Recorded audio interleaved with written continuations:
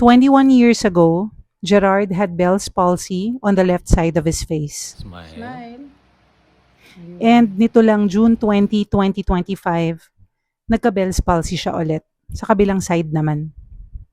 Kakagaling lang namin sa grocery when he felt stiffness on the right side of his face.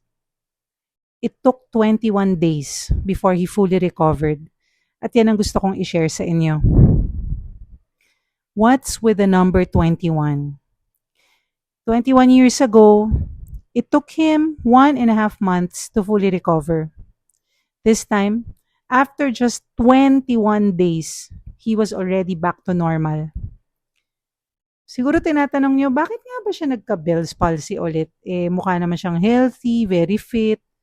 And for his age na almost 50, yung BP niya pang bagets, 110/70. Honestly, hindi rin namin alam kung bakit. Basta ang alam namin, number 1, we wanted to deal with it as privately as possible. And number 2, we also wanted to do the holistic or alternative approach.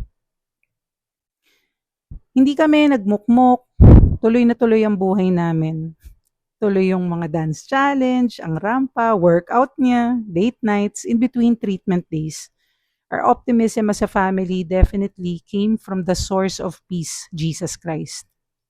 Dr. Season also prescribed prednisone and dinobol namin yung vitamin B complex ni Gerard.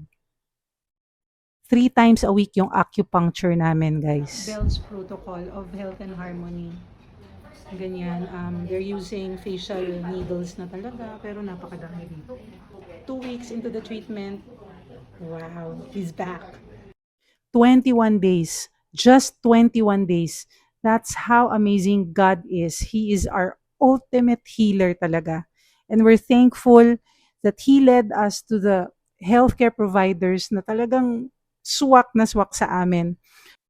Gusto ko magpasalamat kina Doc Rob and Patricia Walcher for the chiropractic care, Dr. Dolly and Coach Perry of Rope PH, and of course, Doctors Bombit and May Season of Health and Harmony for the love and TLC. Grabe yung Bell's Protocol, talagang highly recommended. Ano nga bang meron sa 21? We were led to Proverbs 21:21, and I want to share it with you. All glory to our Lord and Savior Jesus Christ, our ultimate healer.